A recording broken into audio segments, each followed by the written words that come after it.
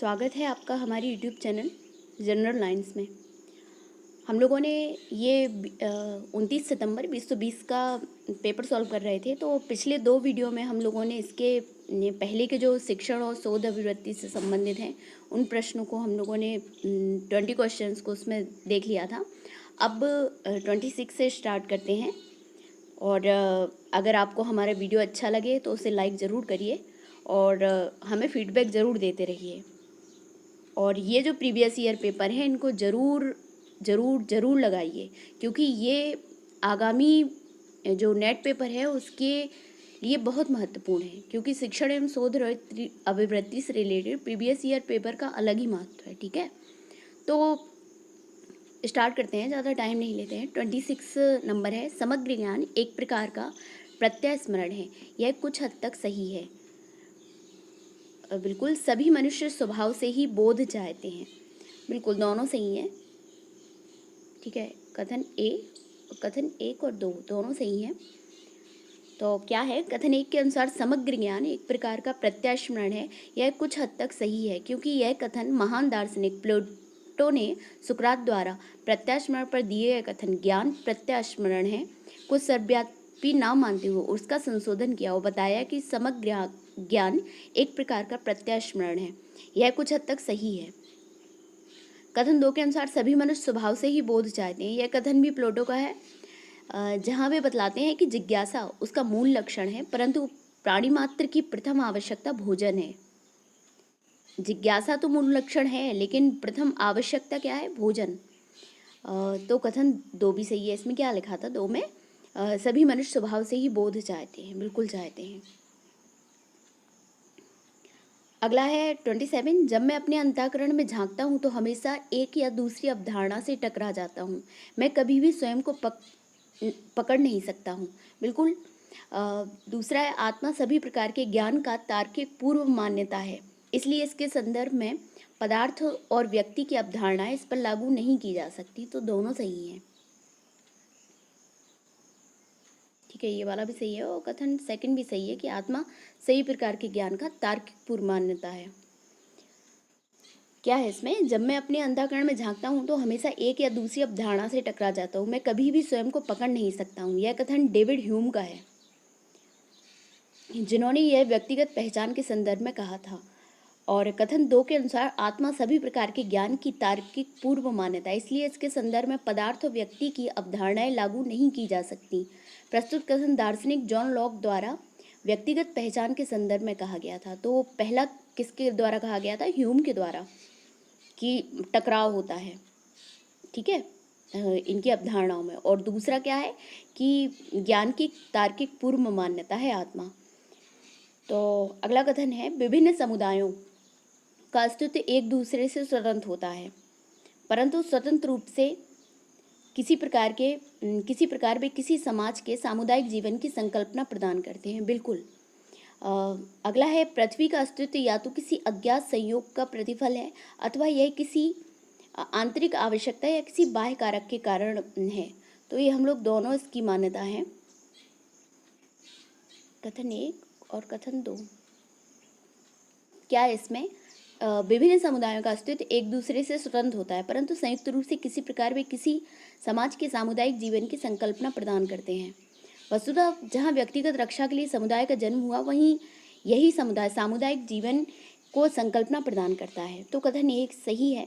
कथन 2 के अनुसार पृथ्वी का अस्तित्व या तो किसी संयोग का प्रतिफल है अथवा किसी आंतरिक आवश्यकता या किसी बाह्य कारक के कारण है। दरअसल हम इसे महाविस्फोट सिद्धांत कहते हैं। ठीक है, देव तत्व की संकल्पना, जहां ब्रह्मांड के सृजन का प्रश्न अनुत्तरित है। ठीक है, कथन 2 भी सत्य है। अगला है, अवधारणा और संप्रदाय मिलान करना है। निर्वाण, निःश्रेयस, अपवर्ग और मोक्ष। तो निर्वाण की अवधारणा किसमें है? शायद जैन धर्म में है ना? नहीं, बौद्ध धर्म में है।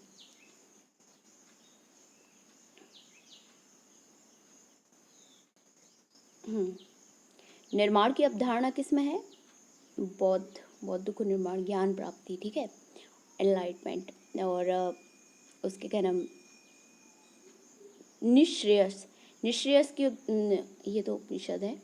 और अपवर्ग, अपवर्ग का क्या है, अपवर्ग का हो जाएगा जैन धर्म में अपवर्ग आता है, और मोक्ष की सांख्य दर्शन में है, सांख्य दर्शन। हाँ, निर्वाण बौद्ध दर्शन मोक्ष से संबंधित अवधारणा है, जहाँ व्यक्ति के रागादि वासनाओं का निरोध हो जाता है। एक अग्नि रूपी समन है ना, तो निश्रेयस बौद्ध धर्म में ना, निश्रेयस यह उपनिषद से जुड़ा विषय है जिसका अर्थ आध्यात्मिक या कल्याण या मोक्ष है। अपवर्ग या जैन धर्म से संबंधित मोक्ष विषय का अवधारणा है। मोक्ष सांख्य दर्शन से संबंधित है, जिसमें पुरुष और प्रकृति में विभिन्नता का बोध कराने वाले सम्यक ज्ञान को मोक्ष कहते हैं। अगला है निगमनात्मक प्रक्रिया प्रवृत्त होती है, तो ये किससे होती है, सार्वभौम से विशेष की ओर।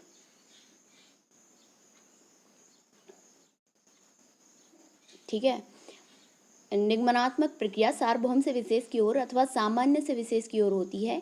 यह विविध उच्च कक्षाओं के लिए उपयोगी है। इस प्रक्रिया में सर्वप्रथम बनाए गए नियम उदाहरण प्रयोगों के आधार पर प्रश्नों को हल किया जाता है। जैसे सभी मनुष्य मरणशील है, राम एक मनुष्य है अतः राम क्या है, मरणशील है।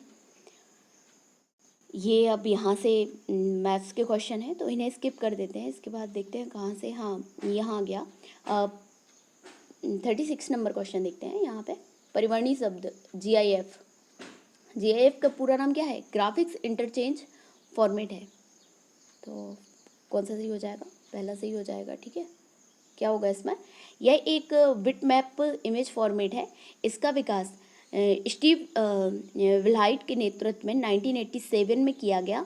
यह चित्रों की एनिमेशन की सुविधा प्रदान करता है। अगला है निम्नलिखित में से निम्नतम से उच्चतम स्पीड की दृष्टि से कंप्यूटर मेमोरी की सही सूची कौन सी है, तो कैश मेमोरी। उच्चतम स्पीड की दृष्टि से, निम्नतम से उच्चतम, तो उच्चतम किसकी होगी, कैश से होगी ना, तो इसमें थर्ड आ जाएगा ये, क्योंकि सबसे लास्ट में एक ही है इसका ऑप्शन। पहला होगा द्वितीयक भंडारक, फिर मुख्य स्मृति, फिर उसके बाद कैसे आ जाएगी। तो क्या है, कंप्यूटर में मुख्य मेमोरी से तात्पर्य रैम से है और एवं प्राथमिक मेमोरी से है। हार्ड डिस्क एवं पेन ड्राइव आदि द्वितीय भंडारक के उदाहरण हैं। प्रश्नगत कंप्यूटर मेमोरी की तीव्रता के अनुसार निम्नलिखित में उच्चतम की ओर कौन कौन से होंगे, तृतीयक भंडारक, द्वितीयक भंडारक, मुख्य स्मृति, कैशे और फिर रजिस्टर। तो सबसे ज़्यादा जो हाई आता है ना वो रजिस्टर आता है, फिर आता है कैशे। ठीक है, इंटरनेट की स्पीड मापी जाती है किसमें, गीगाबिट्स पर सेकेंड में। ठीक है, इंटरनेट की स्पीड मेगाबिट्स पर सेकेंड, गीगाबिट्स पर सेकेंड में मापी जाती है। GBps का अर्थ है बाइट्स पर सेकेंड है।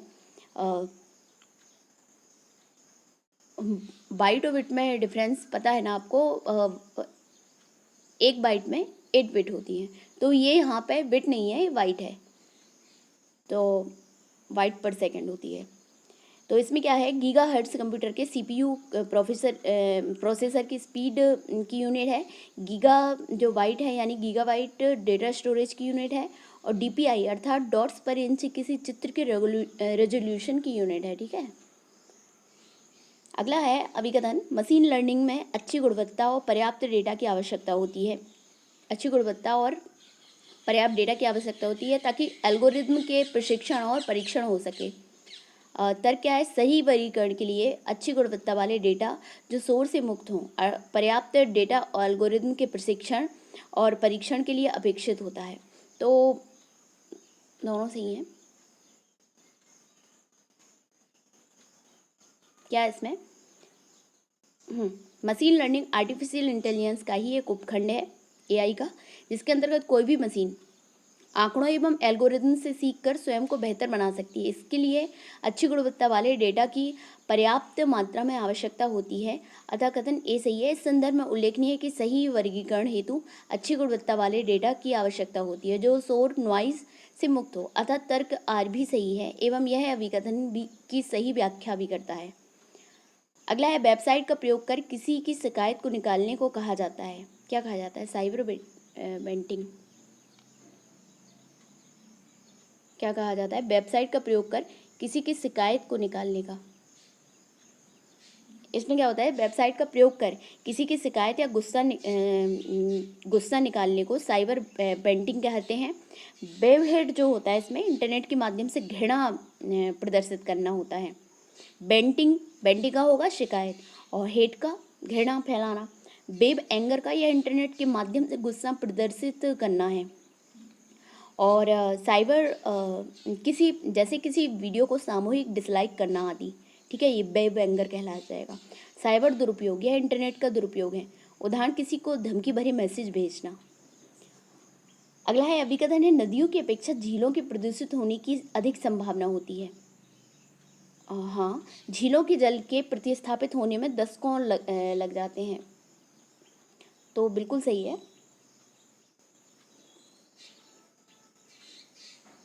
झील नदियों की तुलना में प्रदूषण के प्रति अधिक सुवैध होती है, क्योंकि ऑब्वियसली एक नदी बहता हुआ पानी है, तो क्या कहलाता है, ये निक्षेपण भी करती है और अवक्षय भी करती है। ये सब इसके कारण उसका वो होता रहता, मतलब बैलेंस होता रहता है, ठीक है। तो झील में ये सीन नहीं होती है, एक सीमित होता है ना। तो झील नदियों की तुलना में प्रदूषण के प्रति अधिक सुवैध होती हैं। झीलों का प्रतिधारण समय नदियों की तुलना में अधिक होता है। जहाँ यह नदियों के लिए 2 से 6 महीने है, वहीं झीलों के लिए यह प्रतिधारण समय 20 से 100 साल भी हो सकता है, जिससे झीलों के जल को प्रतिस्थापित होने में दशकों लग जाते हैं, ठीक है। अगला है थर्मल रिएक्टर निम्नलिखित न्यूक्लियर ईंधन के विखंडन से ऊर्जा उत्पन्न करते हैं। थर्मल रिएक्टर तो किस किस से करते हैं, तो यूरेनियम 235 है, यूरेनियम 233 से भी करते हैं, और यूरेनियम 238, 232, प्लूटोनियम, ठीक है।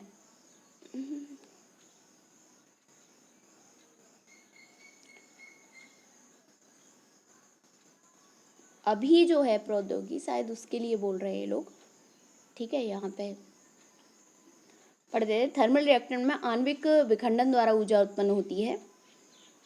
इसमें क्या होता है, इसके लिए यूरेनियम या प्लूटोनियम आइसोटोप्स का इस्तेमाल किया जाता है, जिसमें विषम संख्या में न्यूट्रॉनों की संख्या पाई जाती है, जैसे U233, U235 और प्लूटोनियम 239।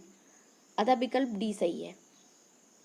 ध्वनि प्रदूषण को वैसे ऐसा नहीं है कि मतलब थोरियम यूज नहीं किया जाता, यूज किया जाता, लेकिन उसको हम लोग कन्वर्ट करते हैं, ठीक है। जो थोरियम 232 है ना, उसको हम लोग कन्वर्ट करते हैं, वो कन्वर्ट करके फिर जब 233 या 238 में आता है तो फिर हम इसका यूज करते हैं। अगला है ध्वनि प्रदूषण को निम्नलिखित आयाम की मानक ध्वनि तीव्रता के संदर्भ के साथ डेसिमल में मापा जाता है। तो किस में मापा जाता है ध्वनि प्रदूषण को, निम्नलिखित आयाम की मानक ध्वनि तीव्रता में 1 पिकोवाट प्रति मीटर स्क्वायर में, ठीक है।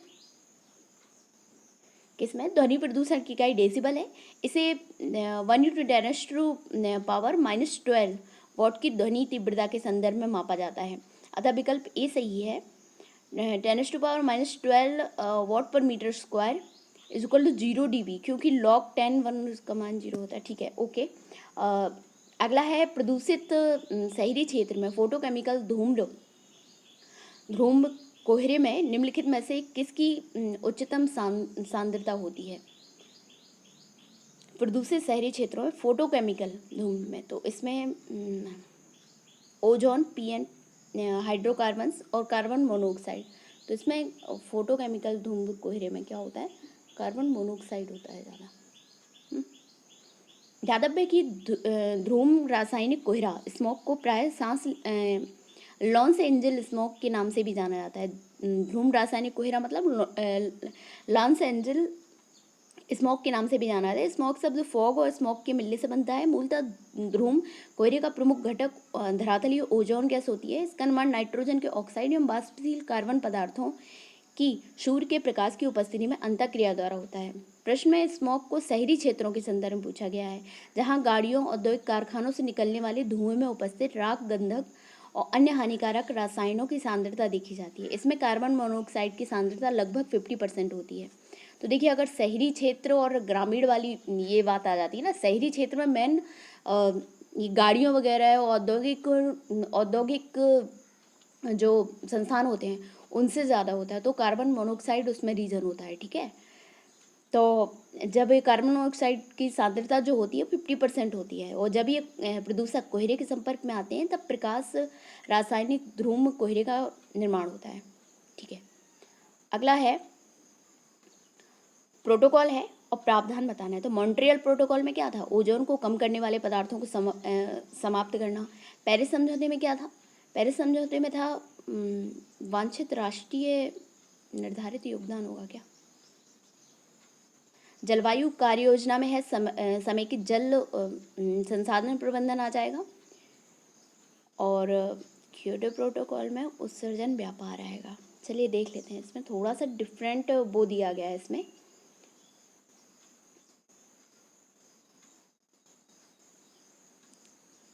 सही है, पेरिस समझौते में वांछित राष्ट्रीय निर्धारित योगदान करना है। और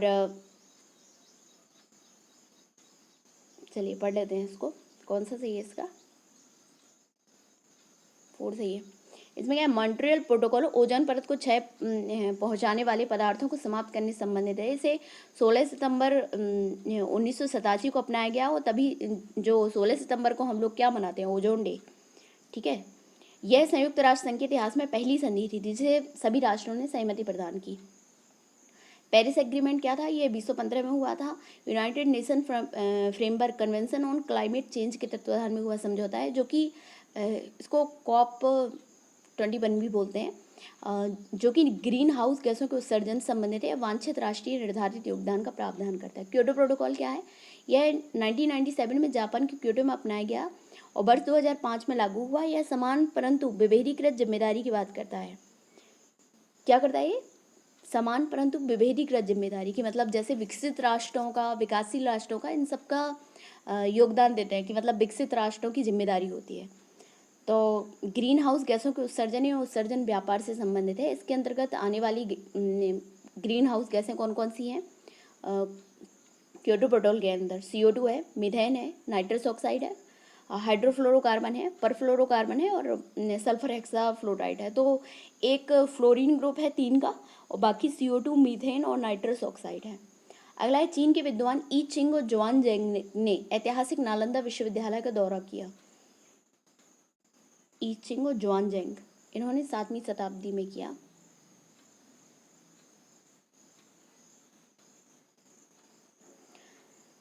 चीनी विद्वान ई चिंग 7वीं शताब्दी में भारत आया, 671 से 695 ईस्वी।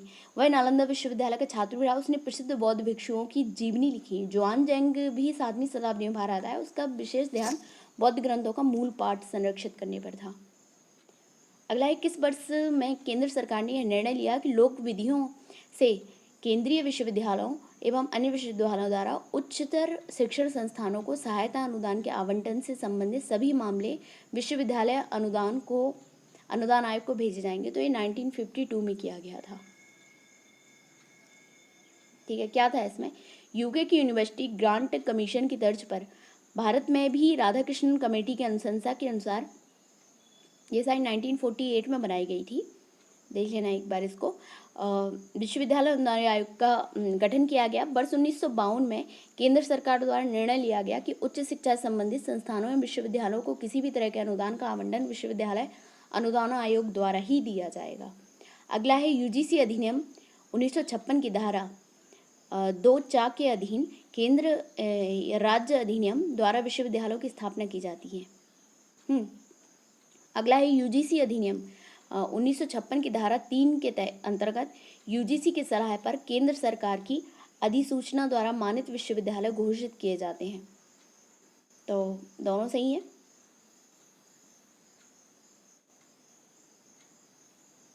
ठीक है, क्या इसमें अधिनियम UGC अधिनियम 1956 की धारा 2(4) के अधीन केंद्र और राज्य अधिनियम द्वारा विश्वविद्यालयों की स्थापना की जाती है। विश्वविद्यालय से इतर ऐसे उच्चतर शिक्षा संस्थान जो शिक्षा के विशिष्ट क्षेत्र में ऊंचे स्तर पर कार्य कर रहे हैं, उन्हें विश्वविद्यालय अनुदान आयोग की सलाह पर केंद्र सरकार द्वारा मानित विश्वविद्यालय घोषित किया जा सकता है। अधःकथन 2 भी सत्य है। अगला है जैक्स डेलर्स की अध्यक्षता वाली 21वीं सदी के लिए शिक्षा संबंधी अंतर्राष्ट्रीय आयोग के अनुसार, जैक्स डेलर्स की अध्यक्षता वाले 21वीं सदी के दौरान निम्नलिखित में कौन से तनाव देखे जाएंगे? वैश्विक और स्थानिक के बीच तनाव, बिल्कुल। पारंपरिक और आधुनिकता के बीच तनाव, वो तो बहुत टाइम से हो रहा है। आध्यात्मिक और भौतिक के बीच तनाव, और गरीब और अमीर के बीच तनाव, विकसित और विकासशील समाजों के बीच तनाव। तो इनके अनुसार कौन कौन से आएंगे? वैश्विक और स्थानिक के बीच आएगा, पारंपरिक और आधुनिकता के बीच आएगा, और आध्यात्मिक और भौतिक के बीच आएगा तनाव। क्या इसमें यूनेस्को के तत्वाधान में कब आई थी डेलर्स की रिपोर्ट? आई थी 1996 में विश्व पटल पर। इसमें क्या था? 7 तनावों का उल्लेख किया गया था। कितने तनाव का? 7 का। वैश्विक बनाम स्थानीय, सार्वभौमिक बनाम विशेष, परंपरा बनाम आधुनिकता, और आध्यात्मिक बनाम भौतिकता, ठीक है। और इसके बाद दीर्घकालिक बनाम अल्पकालिक, और प्रतिस्पर्धा की आवश्यकता और अवसर की समानता का आदर्श, ज्ञान का विस्तार, इसे आत्मसात करने की क्षमता। और इसके अतिरिक्त यह रिपोर्ट अपने अधिगम हेतु 4 स्तंभों के सिद्धांत हेतु भी प्रसिद्ध है।